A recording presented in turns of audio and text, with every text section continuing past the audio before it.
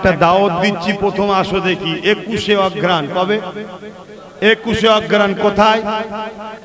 Knowledge city. Knowledge city, হ্যাঁ 21শে অগ্রহায়ণ। আপনাদের এলাকার অনেক ছেলে আমার নলেজ সিটিতে পড়ছে, আপনারাও পাঠাবেন। পুলিশ হলে ছেলেরা পড়ে, খাতরা তোমার এলাকাও প্রচার করবে, ছেলেদেরকে পাঠান।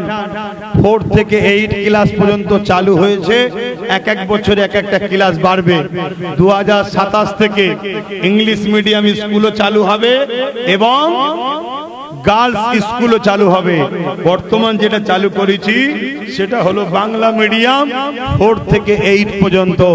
আপনাদের সবারকে বলবো নলেজ সিটিটার সাথ দেবেন। 21শে অগ্রহায়ণ যাবেন তো? বলুন ইনশাআল্লাহ।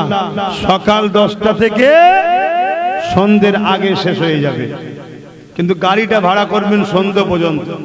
কেন? দোয়া করতে, বক্তব্য যদি একটু দেরি হয়ে যায়, হুড়োহুড়ি করে চলে এলে হবে না। কিন্তু আমাদের টার্গেট সূর্য ডুবার আগে প্রোগ্রাম শেষ হয়ে যায়। এবং আর একটা কাজ আছে, দুপুর ও আসর লক্ষ লক্ষ লোক একসাথে নামাজ পড়বো, তাই সাথে একটা নামাজের মুসাল্লা হোক বা পাক কাপড় হোক নিয়ে যাবেন। কেন? লক্ষ লক্ষ লোকের নামাজের মুসাল্লা ওখানে ব্যবহার কোথা পাবো? আর একটা বড় কাজ আছে, সেটা হলো এটাই, দুপুর বেলার খাবারটা সাথে নিয়ে যেতে হবে। শুনছেন তো? কষ্ট হলো। এটা দরবার নয় তো। দরবার হলে আলাদা কথা, দরবারে গেলে কি ফিরিয়ে দিয়েছি?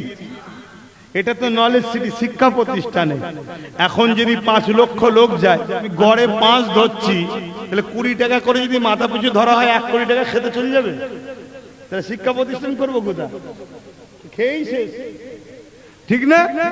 এই জন্য আপনাদের বললাম, যে যার খাবার, যে যার পানি নিয়ে যাবেন না।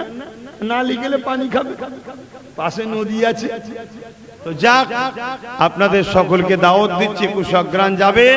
উলামা ভাইরা আপনারাও যাবেন, ইমাম ভাইরা যদি পারেন যাবেন।